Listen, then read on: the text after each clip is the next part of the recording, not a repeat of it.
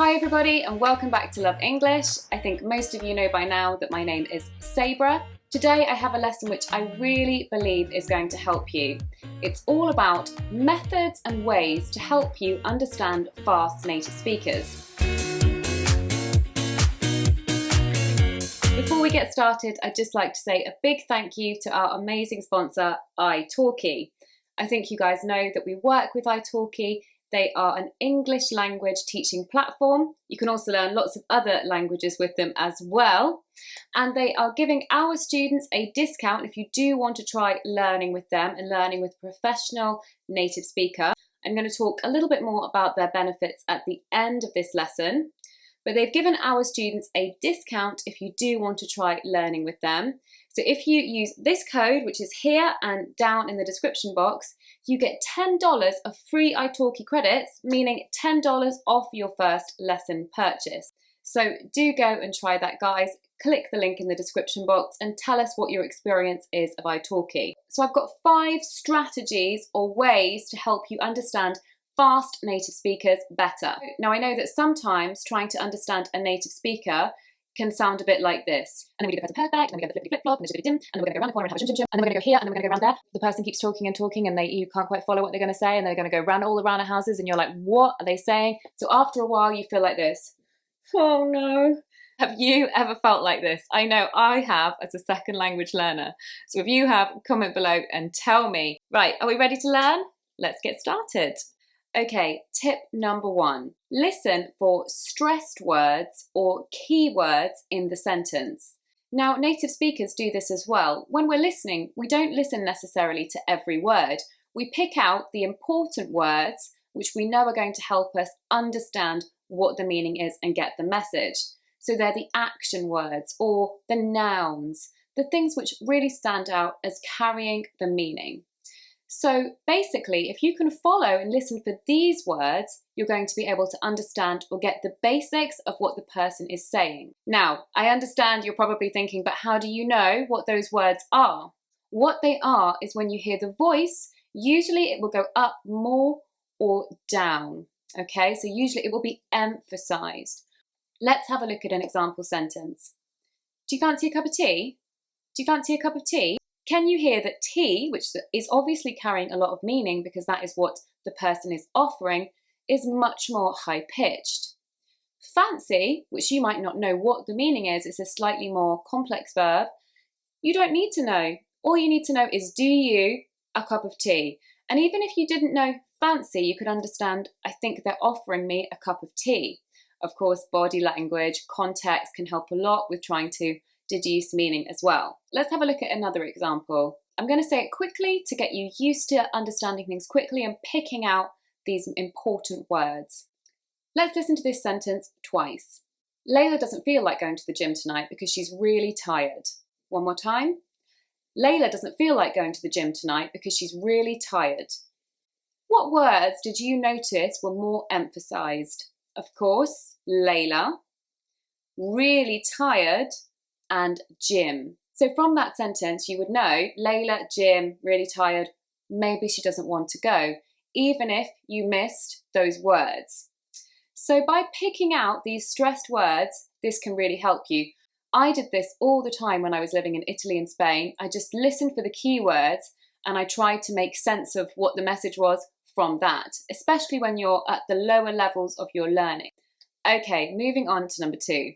We all know that native speakers push their words together and use this thing called connected speech. I'm not going to just talk about connected speech in this video because really I need to make a separate video just on connected speech. But I'm going to give you some of the typical words which are pushed together so that you can recognize them and you can listen for them and you will know what they mean. Leila has done a great video on wanna, gonna, have to, which are very typical ones, and you can see that up here. Okay, let's have a look at some of these. Typically, we don't say lots of, we say Lotsa. There's lots of people coming to the party, Lotsa. So that's one that you can listen out for, Lotsa. Any phrase which involves of usually gets pushed onto the other word and becomes an of sound or an sound. For example, could have, would have, should have, should have, would have, could have.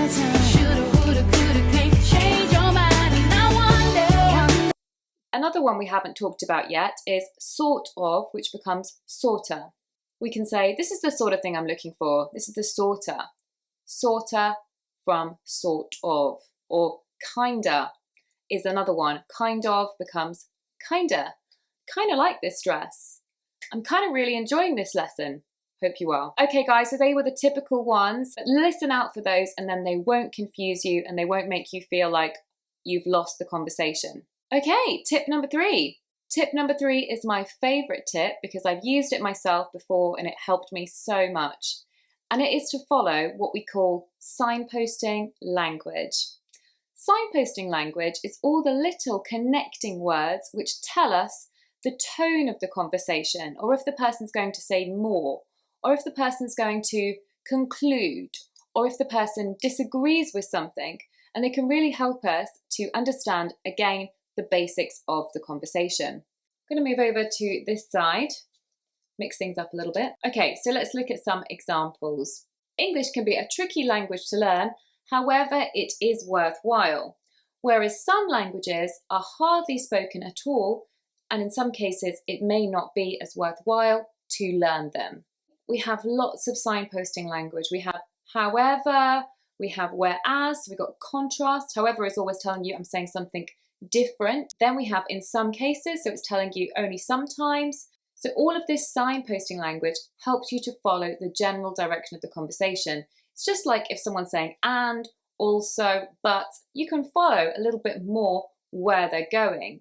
So listen out for those words as well. If you're getting really lost in a conversation, just think, right, I'm going to listen for the connecting words, then at least I know where more or less the conversation is going. Okay, tip number 4 is a strategy really for trying to check if you've understood or not. But it's a way not to show or not to ask directly, please can you repeat that, or I'm sorry I didn't understand, which can be a little bit embarrassing, especially if you're with lots of people and the conversation's really flowing between them and you don't want to be like, sorry, can I just break this up because I just really didn't understand. Let's face it, that can be embarrassing and most people don't want to do that. So this is how you can do it, but without showing that you didn't understand. So what you can do is to repeat some of what they've said back to them and check. So for example, imagine somebody has said, oh, the party tonight is going to start around 10 o'clock, but bring your own alcohol because it's not going to be provided. So if you're like, okay, what did this say? Something about 10 o'clock, alcohol. You can say back to them something like, okay, so 10 o'clock and we're bringing our own alcohol, to double check. And then if they say, no, we're not bringing our own alcohol, you'll know, okay, I didn't understand. If they say, yeah, you'll know that you did understand. So I used to do this as a method to find out if I had understood. I'd repeat a little bit of it back, add something to it if I wanted to, like, oh, well, I'm going to wear this dress to the party. 10 o'clock, did you say? And everyone's bringing their alcohol. I'd add something to it just so I didn't show that I didn't understand. So rephrasing a little bit of the sentence and repeating it back to see if you understood. Try it, guys. It's a really good method and I think it will help you. Okay, my last tip is more simple. It's not watch YouTube, watch TV. Obviously, all those things are always going to be improving your listening and how you understand native speakers. I think you need to do something a little bit more specific than that. And I would really recommend watching TED Talks. TED Talks, first of all, you can watch the subtitles in your own language if it's too difficult to follow a fast native speaker just with English subtitles. You can put it on in your own language. That way you're still getting used to the pace of English words, you're still getting used to how they sound squashed together and things like that. But TED Talks have got a variety of accents. So you can listen to a speaker from Ireland, America, Indonesia, Australia, all speaking in English. So it's really going to help you to get used to different accents and how they sound fast. So I highly recommend watching TED Talks. I always recommend it to my students. And although at first they find it a little bit challenging, after a while they usually really feel that their listening is improving because of watching TED Talks. Okay, everybody, I think I have talked enough today. I really hope you found this video useful. Please comment below and tell me if you've ever used these techniques and if you find them useful, and any other methods you know that you use to help you understand fast native speakers. Guys, also don't forget to try learning with iTalki. Click the link in the description box, get your $10 of free iTalki credits. Some of the benefits of iTalki are that they are native speakers, they're experienced, they'll work around you, so around your schedule, so it's very convenient. You can learn from home for as long a time or a shorter time during the week as you like. So it's really building those lessons around you. So having a personalised teacher, I guarantee, is really going to help you. A one-to-one teacher is always going to correct your mistakes and really personalise the learning around you. So start today, guys. Make this an amazing beginning of your English language learning journey. Click that link. Don't forget, you can of course follow Love English on Facebook, Instagram and Twitter. Thank you so much for watching, everybody. I look forward to reading your comments. Bye bye. Hello. Is English too fast for you? Yes, it is. English is too fast for me.